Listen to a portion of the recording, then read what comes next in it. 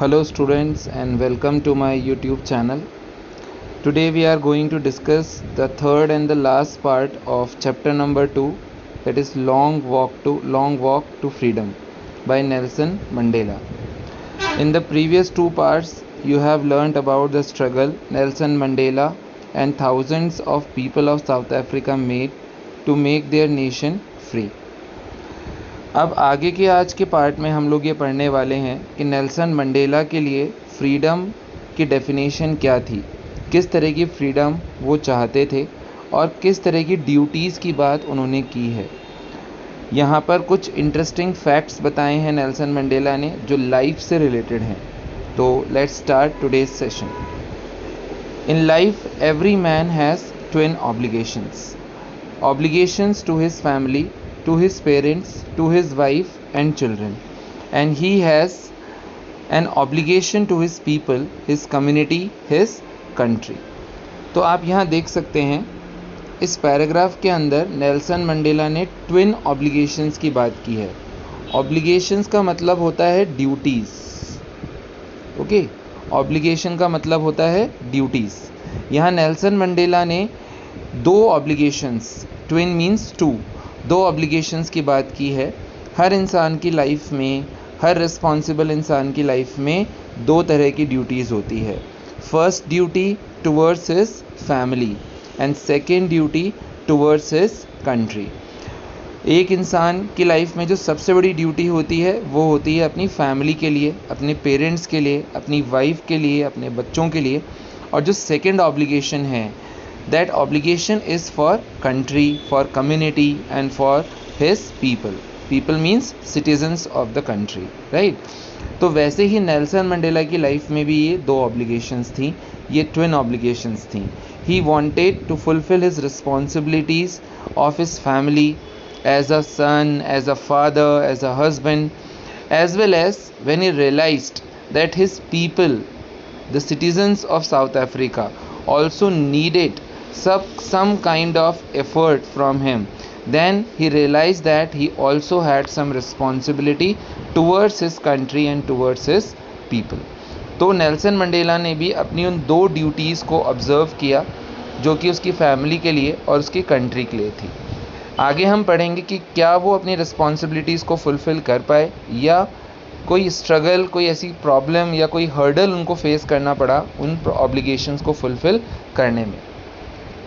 In a civil and human society, each man is able to fulfill those obligations according to his own inclinations and abilities.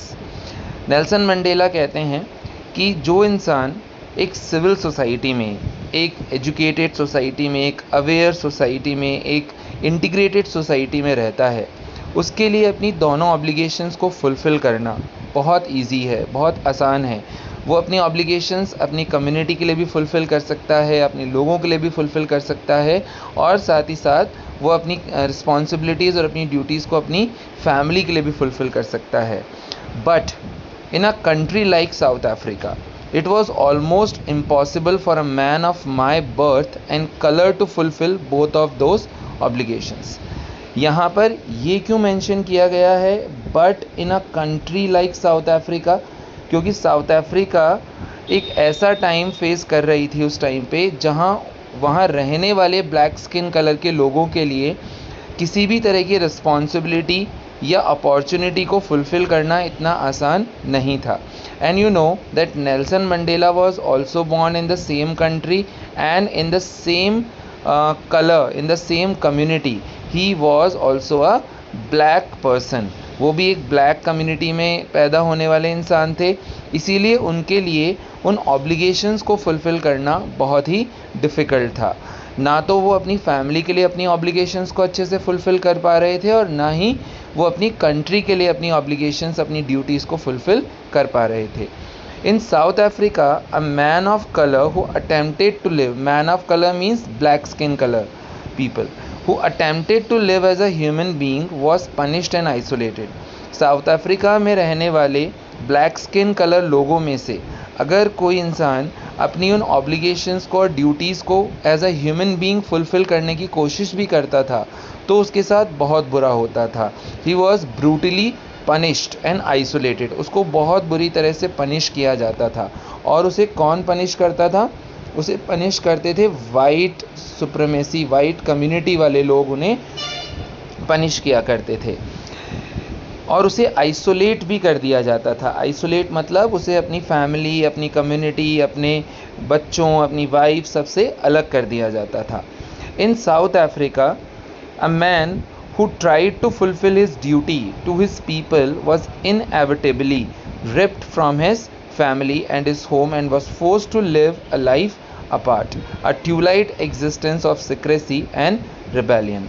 South Africa में अगर कोई भी इंसान जो black skin colour का था, जो ब्लैक स्किन कलर की कम्युनिटी से था, अगर वो अपने लोगों के लिए, अपने बच्चों के लिए, अपनी फैमिली के लिए अपनी रिस्पॉन्सिबिलिटीज़ को फुलफ़िल करने की कोशिश भी करता था, तो उसको बहुत ब्रूटल पनिशमेंट दिया जाता था और उसे अपने घर से, अपनी फैमिली से पूरी तरह से अलग कर दिया जाता था।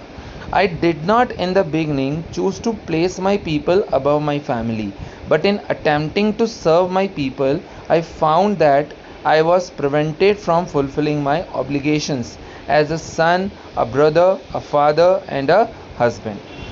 स्टार्टिंग में नेल्सन मंडेला का कोई ऐसा थॉट नहीं था कि वो अपनी फैमिली और अपनी कंट्री और अपने लोगों के लिए सर्व करें, लेकिन जब उन्हें रियलाइज़ हुआ कि वो अपनी कंट्री के लिए तो कुछ कर नहीं पा रहे हैं, लेकिन साथ ही साथ वो अपनी जो फैमिली के लिए ऑब्लिगेशंस हैं उनको भी फुलफ़िल नहीं कर पा रहे हैं। ना तो वो एज अ सन अपनी ऑब्लिगेशन, अपनी ड्यूटी को फुलफ़िल कर पा रहे हैं, ना वो एज अ ब्रदर कर पा रहे हैं, ना एज अ फादर कर पा रहे हैं, ना एज अ हस्बैंड कर पा रहे हैं। तो उन्हें रियलाइज़ हुआ कि ना तो वो अपनी फ़र्स्ट ऑब्लिगेशन फुलफ़िल कर पा रहे हैं और ना ही वो अपनी सेकंड ऑब्लिगेशन के बारे में सोच पा रहे हैं।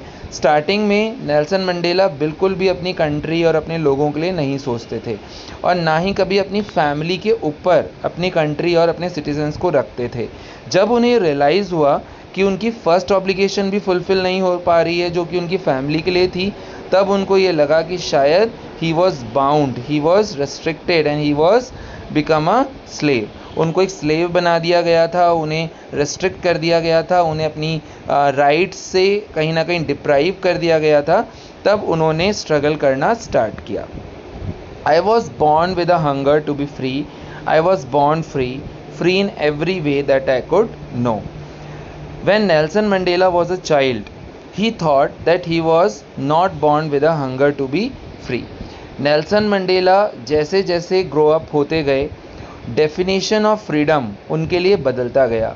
एज अ चाइल्ड फ्रीडम की डेफिनेशन उनके लिए अलग थी, because you know childhood is an age of innocence. बच्चा हमेशा इनोसेंट होता है, उसे पता नहीं होता कि लाइफ में उसे कितने स्ट्रगल्स फेस करने हैं, कितनी डिफ़िकल्टीज़ फेस करनी है, लाइफ को उसे कैसे लीड करना है। Similarly that happened with Nelson Mandela. When he was a child he never thought that freedom was so difficult. बचपन में उन्होंने कभी नहीं सोचा कि फ्रीडम बहुत डिफ़िकल्ट थी। हमेशा उन्हें लगता था that he was born free, वो जन्म से ही फ्री थे, लेकिन ऐसा बिल्कुल नहीं था। When he was born, there was a system that existed, and that was the system of apartheid that was started by white people, community of white people, right? तो नेल्सन मंडेला को बचपन में हमेशा ये लगता था that he was not born with the hunger of freedom, he was born free। उन्हें लगता था कि वो एक भूख के साथ, फ्रीडम की भूख के साथ पैदा नहीं हुए, बल्कि वो पैदा ही फ्री हुए थे, क्योंकि उन्हें लगता था कि फ्रीडम उनको ऑलरेडी मिली है। He was free to do whatever he liked, वो हर चीज़ के लिए आज़ाद थे। बच्चा किस किस चीज़ों की फ्रीडम चाहता है? He wanted to free to enjoy his life, he wanted to play, he wanted to do whatever he like. तो वैसा ही नेल्सन मंडेला के साथ था। जब वो छोटे थे, वो कुछ तरह से, कुछ एस्पेक्ट्स में वो फ्री रहना चाहते थे। आगे देखते हैं कौन कौन से एस्पेक्ट्स में वो फ्री रहना चाहते थे। Free to run in the fields near my mother's hut, free to swim in the clear stream that run through my village, free to roast mealies under the stars and ride the broad backs of slow moving bulls.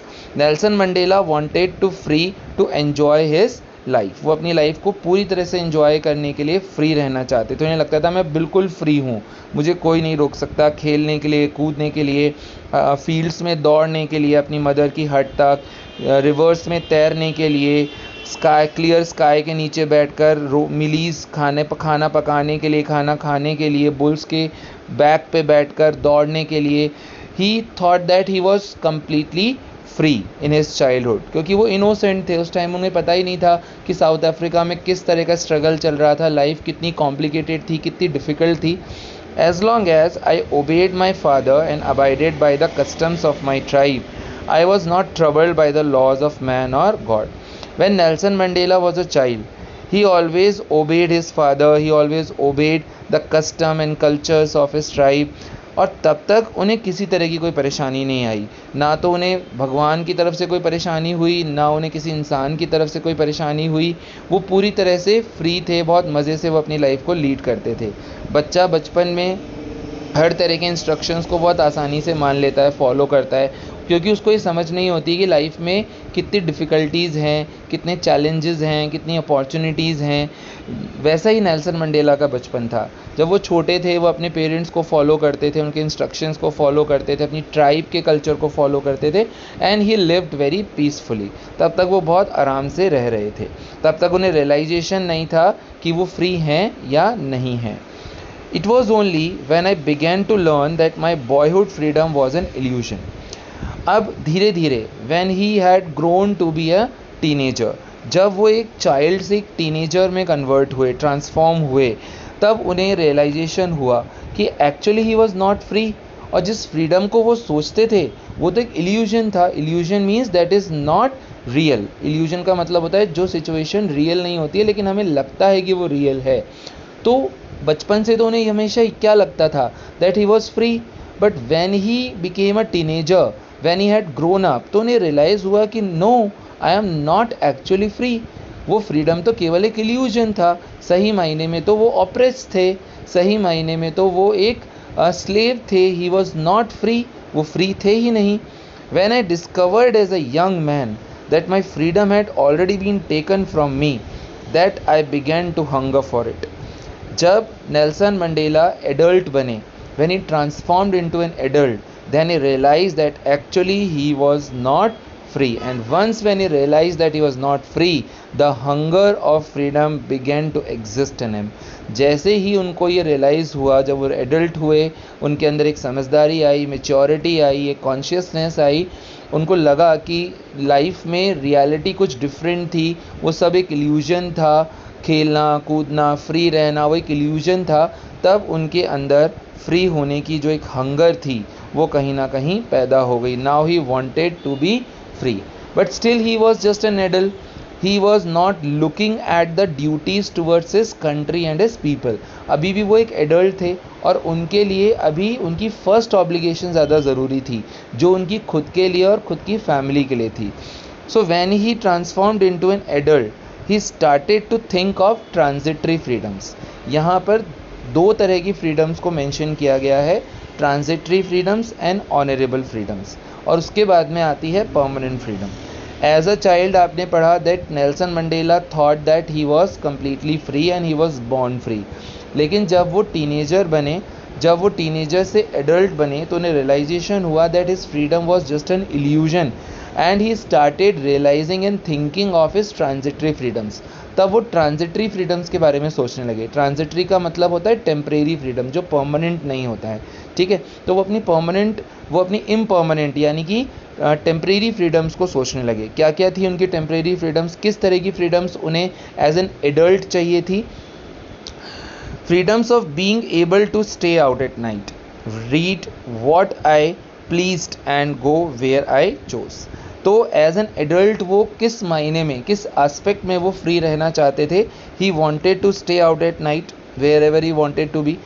वो जब चाहें, जहाँ चाहें, जितना चाहें वो रात को कहीं भी रुक सकें, ऐसी फ्रीडम उन्हें चाहिए थी। जो चाहें, जो उन्हें अच्छा लगे वो पढ़ सकें, ऐसी फ्रीडम उन्हें एज एन एडल्ट चाहिए थी। तो एज एन एडल्ट उनकी फ्रीडम्स जो थी वो अभी भी ट्रांजिटरी थी, टेम्परेरी थी। वो फ्रीडम ना तो उनकी कंट्री के लिए थी, ना उनकी कम्युनिटी के लिए थी, ना उनके लोगों के लिए थी, इवन ना ही वो उनकी फैमिली के लिए थी। अभी वो फ्रीडम सिर्फ और सिर्फ उनके लिए थी। But when Nelson Mandela had become a responsible person of his family, जब नेल्सन मंडेला अपनी फैमिली के रेस्पॉन्सिबल पर्सन बने, वो एक यंग मैन बने, तब उन्हें रियलाइज़ हुआ कि अब उनकी फ्रीडम्स ऑनरेबल फ्रीडम्स में कन्वर्ट हो गई हैं। देखिए, जब आप टीनेजर होते हैं तो आपके लिए रेस्पेक्ट से ज़्यादा ज़रूरी होता है कि आप लाइफ को एंजॉय करें, इसलिए आपकी फ्रीडम्स टेम्परेरी होती हैं। आप उस मोमेंट को, जो आपकी 14 टू 18 या 20 तक की जो एज होती है, उसमें आप लाइफ को एंजॉय करना चाहते हैं, इंस्टेड कि आपको रिस्पेक्ट मिले। किसी से रिस्पेक्ट नहीं भी मिले तो चलता है, लेकिन जब इंसान आफ्टर 20 30s 40s में पहुंचता है, अपनी फैमिली की रिस्पॉन्सिबिलिटीज़ को बेयर कर रहा होता है, तो उसके लिए एंजॉय करने से ज़्यादा ज़रूरी होता है कि उसको फैमिली में, सोसाइटी में, कम्युनिटी में, कंट्री में रिस्पेक्ट मिले। तो वैसा ही नेल्सन मंडेला के साथ था, that now he had transformed into a young man, a responsible person of his family, और अब उनके लिए ट्रांजिटरी फ्रीडम से ज़्यादा ज़रूरी थी ऑनरेबल फ्रीडम। ऑनरेबल फ्रीडम्स क्या होती हैं, पढ़ते हैं आगे हम। I yearn for the basic and honourable freedoms. अब वो कौन सी फ्रीडम्स चाहते थे? When he became a young man in Johannesburg. अब वो जोहान्सबर्ग में थे, और जोहान्सबर्ग में उन्हें, जब वो यंग मैन हुए, जब वो एक ऐसी एज में आ गए जब वो रिस्पॉन्सिबल पर्सन बने अपनी फैमिली के, तो उनकी फ्रीडम्स कन्वर्ट हो गई, ट्रांसफॉर्म हो गई। ट्रांजिटरी फ्रीडम से अब उनकी फ्रीडम बदल गई बेसिक और ऑनरेबल फ्रीडम में, जहां वो क्या एक्सपेक्ट कर रहे थे? Of achieving my potential, of earning my keep, of marrying and having a family, the freedom not to be obstructed in a lawful life. When Nelson Mandela became a young man, a responsible person of his family, his freedom had transformed from a transitory to an honorable freedom. Now he wanted to get a good job, now he wanted to get a good earning, now he wanted to keep that earning, save that earning, now he wanted to marry, now he wanted a good family, now he wanted children. अब वो एक अच्छी life बनाना चाहते थे, वो एक अच्छी family बनाना चाहते थे, एक अच्छी जॉब करना चाहते थे, कुछ पैसा अर्न करना चाहते थे, उसे बचाना चाहते थे, ताकि वो अपनी फैमिली को बहुत अच्छे से लीड कर पाएँ। Now he did not want his freedom to be curtailed by any law or by any imposition. अब वो चाहते थे कि वो पूरी तरह से फ्री हों अपने डिसीजन मेकिंग के लिए, अपनी लाइफ को जीने के लिए, अपनी फैमिली को चलाने के लिए, और उनकी फ्रीडम किसी भी तरह के लॉ से रिस्ट्रिक्ट ना हो। But then I slowly saw that only was I not free, but my brothers and sisters were not free. I saw that it was not just my freedom that was curtailed, but the freedom of everyone who looked like I did. Now, slowly and steadily, what happened? Nelson Mandela started realizing that not only he was free, but his brothers and sisters, that means his citizens of South Africa, were also not free. अब Nelson Mandela को धीरे धीरे ये realise होने लगा कि केवल उस सोसाइटी में, उस कम्युनिटी में, केवल वो ही ऐसे इंसान नहीं थे जो फ्री नहीं थे। When he explored the country, जब उन्होंने एक्सप्लोर किया अपने लोगों को, अपनी कंट्री को, उन्होंने क्या पाया, उन्होंने क्या ऑब्ज़र्व किया? उन्होंने ऑब्ज़र्व किया कि साउथ अफ्रीका में रहने वाला हर ब्लैक स्किन कलर का इंसान ऑप्रेस था। वो तो किसी भी मायने में फ्री था ही नहीं, वो तो एक स्लेव की तरह अपनी लाइफ को जी रहा था। I saw that it was not just my freedom that was curtailed. curtail का मतलब था reduce करना, to be cut short. तो उन्होंने देखा कि साउथ अफ्रीका में रहने वाले जो लोग थे, ब्लैक स्किन कलर की कम्युनिटी के जो लोग थे, उनकी फ्रीडम को कर्टेल कर दिया गया था, उनकी राइट्स को छीन लिया गया था, उनकी राइट्स से उनको डिप्राइव कर दिया गया था, उनको किसी तरह की कोई अपॉर्चुनिटी नहीं मिल रही थी।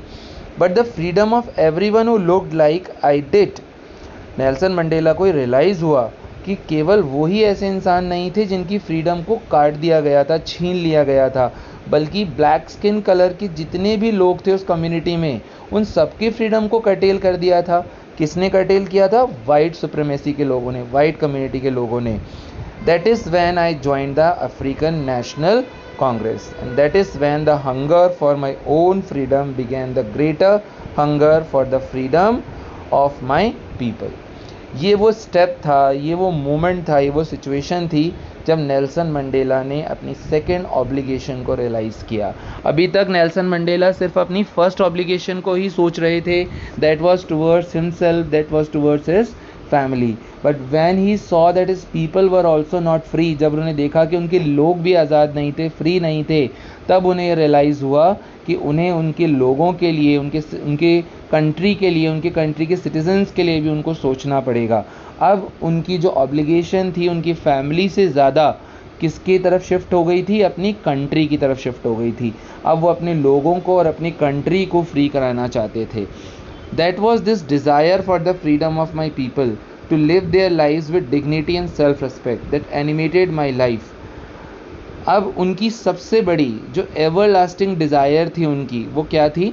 अब उनकी सबसे बड़ी इच्छा थी to make his nation, to make his people free. अब वो अपने लोगों को, अपनी कंट्री को आज़ाद कराना चाहते थे। वो अपने लोगों को डिग्निटी, वो सेल्फ रिस्पेक्ट दिलाना चाहते थे जो अपार्थेड ने उनसे छीन लिया था। लेकिन इस स्ट्रगल में, इस जर्नी में नेल्सन मंडेला की पर्सनालिटी को पूरी तरह से ट्रांसफॉर्म कर दिया था। Now that man who was frightened, that man who was a family loving husband, that man who loved to live a life had been completely transformed। वो इंसान जो बहुत खुशहाल था, जो एक फैमिली लविंग पर्सन था, वो एक डरा हुआ सा, सहमा हुआ एक इंसान था, वो कहीं ना कहीं ट्रांसफॉर्म हो गया था। स्ट्रगल लाइफ में एक स्ट्रॉन्ग पर्सनालिटी को बना देता है, स्ट्रॉन्ग कैरेक्टर्स को जन्म दे देता है, जैसे आपने पिछले पार्ट्स में भी पढ़ा है, राइट। तो वैसा ही कुछ नेल्सन मंडेला के साथ हुआ। ये देखते हैं उनकी पर्सनैलिटी में किस तरह का ट्रांसफॉर्मेशन हुआ। That transformed a frightened young man, वो अपने बारे में बता रहे हैं, that transformed a frightened young man into a bold one, that drove a law-abiding attorney to become a criminal, that turned a family-loving husband into a man without a home, that forced a life-loving man to live like a monk। तो ये transformations हुए Nelson Mandela की personality में। Nelson Mandela जो कि एक frightened young man थे, डरे हुए, सहमे हुए, जो केवल अपने बारे में, अपनी फैमिली के बारे में सोचते थे, उस स्ट्रगल ने उन्हें एक रिवॉल्यूशनरी बना दिया, एक बोल्ड पर्सनालिटी बना दिया, जो किसी से भी लड़ने के लिए रेडी थे, केवल अपनी कंट्री और अपने लोगों के लिए। एक वो इंसान जो हमेशा लॉ को फॉलो करता था, लॉ को मानता था, वो एक क्रिमिनल बन गया। वो बैटल करने लगा, वो लड़ाई झगड़े करने लगा, वो सबसे लड़कर अपने लोगों को फ्री कराने के लिए एक स्ट्रगल करने लगा, वो एक क्रिमिनल बन गए। वो एक फैमिली लविंग हस्बैंड जो हमेशा अपने बच्चों, अपने फैमिली, अपनी पेरेंट्स, अपनी वाइफ के बारे में सोचते थे, वो एक होमलेस वेंडरर बन गए। वो आइसोलेशन में चले गए, वो अकेले रहने लगे, क्योंकि वो अपनी फैमिली को किसी भी तरह से स्ट्रगल में नहीं डालना चाहते थे, प्रॉब्लम्स में नहीं डालना चाहते थे। He wanted to face it with his party, with his community, because he joined African National Congress and his struggle had already been started। तो नेल्सन मंडेला ने अपनी फैमिली से अलग रहना शुरू कर दिया। वो फैमिली लविंग पर्सन एक होमलेस वेंडरर बन गया, वो लॉ अबाइडिंग पर्सन एक क्रिमिनल बन गया, वो फ्राइटेंड यंग मैन एक बोल्ड रिवॉल्यूशनरी में कन्वर्ट हो गया। तो उनकी पर्सनैलिटी पूरी तरह से ट्रांसफॉर्म हो गई स्ट्रगल में। I am no more virtuous or self-sacrificing than the next man, but I found that I could not even enjoy the poor and limited freedoms I was allowed when I knew my people were not free। Nelson Mandela को ये पता था कि जब तक उनके लोग free नहीं होंगे, तब तक उनकी जो छोटी छोटी फ्रीडम्स हैं, लिमिटेड फ्रीडम्स हैं, वो भी किसी काम की नहीं थी। So he wanted to make himself and his people free completely. वो ब्लैक स्किन कलर के लोगों को, उस कम्युनिटी को पूरी तरह से अपार्थेड के सिस्टम से फ्री कराना चाहते थे। Freedom is इनडिवाइसिबल। इनडिवाइसिबल का मतलब होता है जिसे आप डिवाइड नहीं कर सकते, that can not be divided. The chains on any one of my people were the chains on all of them, the chains on all of my people were the chains on of me, chains on me. तो आपने यहाँ इन lines में देखा कि Nelson Mandela के लिए freedom की जो मीनिंग थी वो पूरी तरह से बदल चुकी है। Now he was not only thinking of his family, now he was not only thinking of his needs, his aspirations, now he had only one and lasting desire, that is to make his country and people free। और उनका ये मानना था कि अगर उनके लोग free नहीं हैं, अगर उनकी कम्युनिटी फ्री नहीं है, तो वो भी कहीं ना कहीं फ्री नहीं है। तो इमोशनली, सेंटिमेंटली वो पूरी तरह से अपने लोगों से, अपनी कंट्री के सिटीज़न से जुड़ गए थे, और जो उनकी तकलीफ़ें थी, जो उनकी प्रॉब्लम्स थी, वो मानते थे कि वो प्रॉब्लम्स उनके ऊपर है। और उनका यही मानना था कि जब उनके लोग, उनके कंट्री के लोग, वो ब्लैक स्किन कलर के लोग जब फ्री होंगे, तभी सही मायने में उनको भी फ्रीडम अचीव होगी। I knew that the oppressor must be liberated just as surely as the oppressed. अब यहाँ जो ऑपरेसर है वो कौन है बेटा? Oppressor means white people of white community. Oppressor is people of white, जो ऑपरेशन कर रहा है। तो ऑपरेशन कौन कर रहा था? वाइट कम्युनिटी के लोग। और ऑप्रेस्ड कौन थे यहाँ पे? ऑप्रेस्ड थे ब्लैक कम्युनिटी के लोग, ब्लैक स्किन कलर के लोग, ठीक है।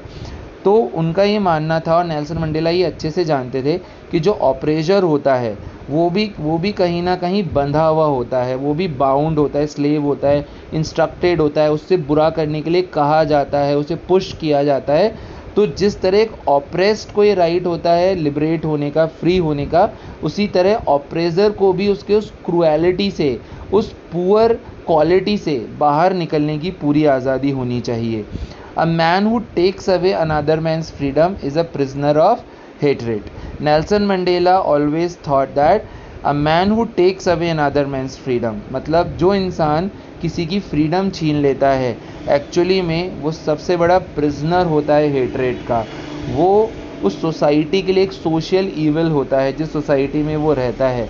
तो हम में से किसी को भी ये राइट नहीं है कि हम किसी की फ्रीडम को कर्टेल करें, किसी की फ्रीडम को छीन लें, उससे उसकी राइट्स को छीन लें, उसे डिप्राइव कर दें उसके राइट से। ये हमारा राइट नहीं है। तो नेल्सन मंडेला भी यही सोचते हैं कि जो इंसान किसी की भी फ्रीडम छीनता है वो कभी फ्री नहीं रह सकता, वो खुद भी कभी खुश नहीं रह सकता, और वो हेटरेट का प्रिजनर होता है। यानी उसको भी हमें उस हेटरेट से आज़ाद कराना चाहिए, अदरवाइज़ वो कम्युनिटी के लिए एक सोशल इविल बन जाता है।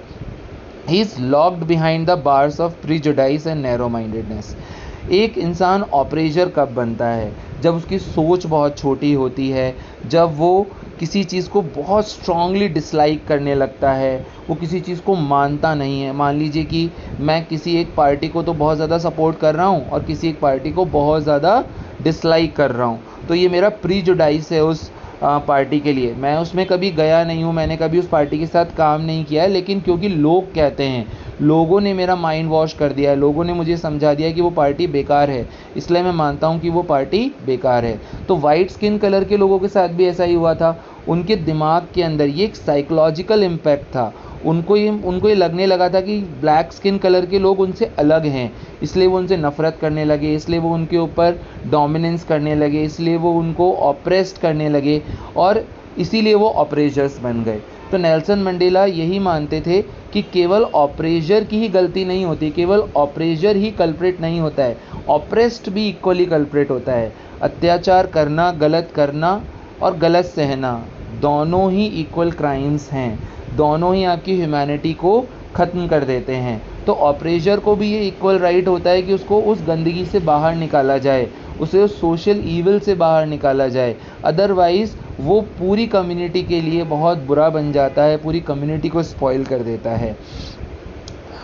I am not truly free if I am taking away someone else's freedom, just as surely as I am not free when my freedom is taken from me. What is the view of Nelson Mandela regarding freedom? Freedom को लेकर Nelson Mandela का क्या view है? उन्हें लगता है कि अगर कोई इंसान किसी की फ्रीडम ले रहा है या फिर मेरी फ्रीडम को अगर कोई छीन रहा है, तो वो दूसरा जिसने मेरी फ्रीडम को छीना है, जिसने मेरी फ्रीडम मुझसे ली है, जिसने मेरी फ्रीडम से मुझे डिप्राइव किया है, वो इंसान भी कभी फ्री नहीं रह सकता। यानी अगर हम किसी को खुश नहीं रहने देंगे तो हम भी लाइफ में कभी खुश नहीं रह सकते हैं। बिल्कुल उसी तरह if we are curtailing somebody's freedom then we will not be able to remain free in whole life. The oppressed and the oppressor alike are robbed of their humanity. At last Nelson Mandela says that oppressed and oppressor, operation करने वाला और operation को सहने वाला, अत्याचार करने वाला, अत्याचार को सहने वाला, दोनों की ह्यूमैनिटी ख़त्म हो जाती है, दोनों की ह्यूमैनिटी को छीन लिया जाता है, रॉब कर लिया जाता है। तो नेल्सन मंडेला ने इस लास्ट पैराग्राफ में हमें फ्रीडम की कुछ डेफिनेशंस को बताया है और हमको यही मैसेज दिया है that we want to let people live and enjoy their freedom. We are nobody, we have no right to take somebody's freedom. If we ever try to do that, then we will not be able to remain free and happy.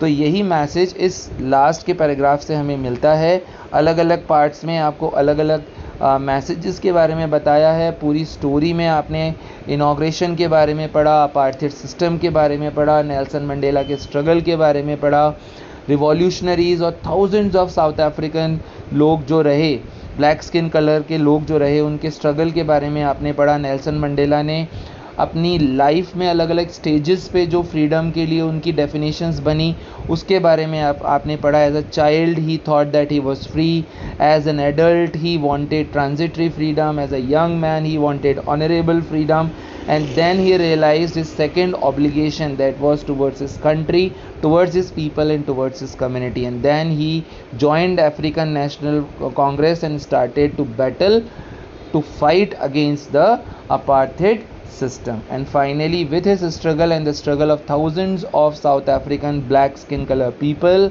South Africa was able to wipe out the poor and cruel system of apartheid. I hope students you have understood the chapter well. So try to do one more reading of the whole chapter, and if you have any doubt in any line or paragraph, kindly keep your doubt in comment box so that I can clear your doubts. Okay, so I am wrapping up my today's session. I'll come with some more chapters and poems as well. Till then, have a nice time. Thank you so much.